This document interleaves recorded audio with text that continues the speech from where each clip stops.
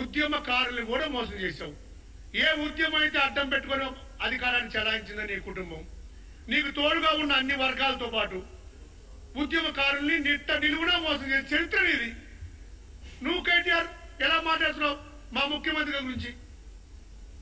మా ముఖ్యమంత్రి గారు ఈరోజు ప్రజాపాలన మాది, ఇందిరమ్మ పాలన, ఈ రాష్ట్ర ప్రజల కళలను నిజం చేసిన సోనియమ్మ పాలన, ఈ దేశంలోనే అత్యంత ప్రజాదరణ గల ముఖ్యమంత్రి, ఈ దేశంలోనే కష్టపడే తక్కువ కాలంలో ప్రజాక్షేత్రంలో గెలుచుకొని ప్రజల మనసులు గెలుచుకొని ముఖ్యమంత్రి స్థాయిగా ఎదిగిన వ్యక్తి, ఈ దేశ చరిత్రలోనే నా కుటుంబం రాజకీయాల్లోకి రాదు అని ధైర్యంగా ప్రకటించిన దమ్ముంట నాయకుడు మా ముఖ్యమంత్రి.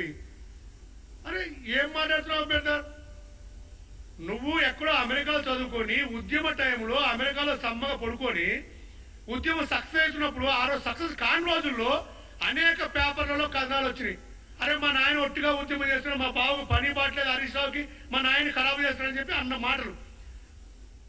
ఉద్యమం కొంచెం సక్సెస్ కాగానే నిరుద్యోగులు, ఉద్యోగులు, ఆర్టీసీ కార్మికులు, మహిళలు మేము ఆ రోజు అధికారంలో ఉండి మా మంత్రులు, మా పార్లమెంట్ సభ్యులు, కాంగ్రెస్ పార్టీ పార్లమెంట్ సభ్యులు ఉద్యమంలో చురుగ్గా పాల్గొని ఉద్యమం మూవ్మెంట్ రాగానే అమెరికా నుంచి దిగి అధికారాన్ని అనుభవించావు.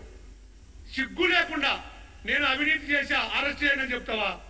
బరాబర్ అరెస్ట్ చేస్తారు. నువ్వు కాదు, ప్రధానమంత్రి నుంచి సామాన్యుడి వరకు చట్టం అందరికీ ఒకటే.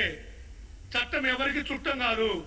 ఈ ప్రజా ప్రభుత్వంలో అవినీతి, మీ కుటుంబ అవినీతిని, మీ పరిపాలన జరిగిన అవినీతిని బరాబరు మా ముఖ్యమంత్రి గారు బయటికి తీస్తారు. 100కి 100% శిక్ష తప్పదు. మీ కాలంలో జరిగిన అవినీతి, లక్షల కోట్ల అవినీతి, మిగులు బడ్జెట్ తో ఈ రాష్ట్రాన్ని మీకు అప్పచెప్తే ఈరోజు నెలకు 6,000 కోట్ల రూపాయల అప్పులు వడ్డీలు కట్టే పరిస్థితి దిగజార్చిన చరిత్ర మీది. మీ పరిపాలనలో కేటీఆర్ గారు ఒక క్వశ్చన్ ఇస్తున్నాం. మీ పరిపాలనలో ఏ రోజైనా మంత్రుల్ని ప్రజలు కలిశారా మిత్రమా? చెప్పు, ఏ రోజైనా అవైలబుల్ ఉందా? నువ్వు ఎప్పుడు దందాలు, నువ్వు బావ బామర్ది అన్న తప్ప ఎవరు చేశారు చెప్పండి? ఈ రోజు మా మంత్రులు స్వయం నిర్ణయాలు, మా మంత్రులు సమిష్టి నిర్ణయాలు, మా మంత్రులు ప్రజలకు అందుబాటులో ఉంటారు. మా కాంగ్రెస్ పార్టీ మంత్రులు తండాలుగా ఏ సమస్య ఉన్నా స్వేచ్ఛగా సెక్రటరీకి వచ్చి వారి సమస్యలు చెప్పుకుంటున్నారు. అతి తక్కువ కాలంలోనే. ఇంకా నువ్వు పైగా ఒక మాట మాట్లాడుతున్నావు. సంవత్సరం ఏం చేశారని మీరు ఉత్సవాలు చేస్తారని అడుగుతున్నావు. బరాబరు ఉత్సవాలు చేస్తాం.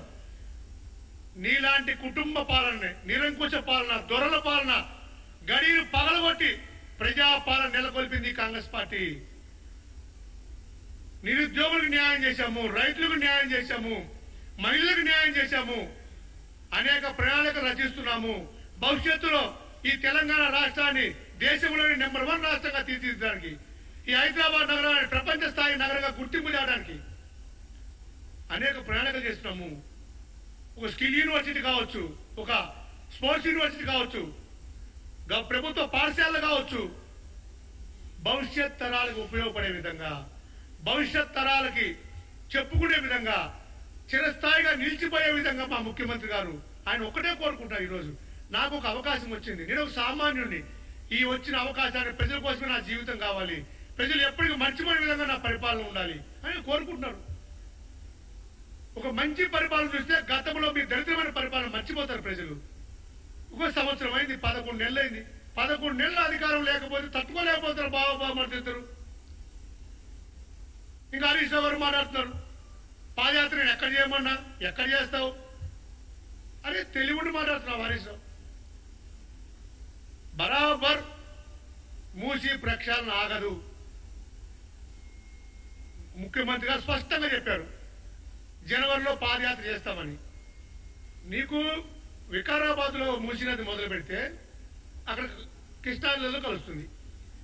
పైనుంచి రంగారెడ్డి జిల్లా నుంచి హైదరాబాద్ వరకు 1,30,00,000 మంది జనాభా ఉంటే మన డ్రైనేజీ వాళ్ళు కలిస్తే కింద 1,30,00,000 మంది ఇబ్బంది పడుతున్నారు. నష్టం జరుగుతుంది వాళ్ళకి. ఎవరికి? కింద నల్గొండ జిల్లా ప్రజలకి. కాబట్టి వాళ్ళ మద్దతు కావాలి. అంతమంది బాధపడుతుంది మీకు తెలవాలి. అయినా మేము అన్యాయం చేయట్లేదు ఎవరికి. కాబట్టి కేటీఆర్ గారు హరీష్ రావు గారు తప్ప ఈ రాష్ట్రంలో అందరూ సంతోషంగా ఉన్నారు. ఒక కేసీఆర్ కుటుంబం తప్ప ఈ రాష్ట్రంలో అందరూ సంతోషంగా ఉన్నారు. స్పందిస్తుంది కూడా కేటీఆర్ హరీష్ రావు మాత్రమే. మీద ఎవ్వరు మాట్లాడలా. అందరూ కలుగులో దాక్కొని ఉన్నారు అవినీతి చేసి. ఎక్కడ బయటపడుతావు, ఎక్కడ జైలుకి పోతామని. జైలుకి పోతావు రాసి పెట్టుకో.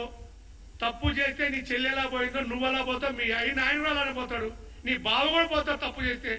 తప్పు చేస్తే ఎవరు ఉపేక్షించే ప్రశ్నే లేదు. అవినీతి మీద అంకుశమై మీ అవినీతి చరిత్రని మా ముఖ్యమంత్రి గారు బయటికి తీస్తారు. ప్రజల్లో మీ అవినీతి పాలన కళ్ళ కట్ట చూపిస్తారు. 100% జైలు పోవడానికి సిద్ధంగా ఉండు. ఇక నువ్వు ఎక్సర్సైజ్ చేస్తావా, ఫిట్నెస్ అవుతావా, అది భగవంతుడు నిర్ణయిస్తాడు. ఏది ఏమైనప్పటికీ ఇప్పటికైనా సరే ముఖ్యమంత్రి గారి విషయంలో మాట్లాడేటప్పుడు సంస్కారవంతంగా కేటీఆర్ మాట్లాడమని కోరుకుంటున్నాం. నీ నోరు అదుపులో పెట్టుకో. మాట్లాడి అవులేగాడు పిచ్చి మాట్లాడితే మంచిగా ఉండదు బిడ్డ. చదువుకున్న వ్యక్తికి సంస్కారవంతంగా ప్రవర్తించమని చెప్పి తెలియజేస్తూ మరొక్కసారి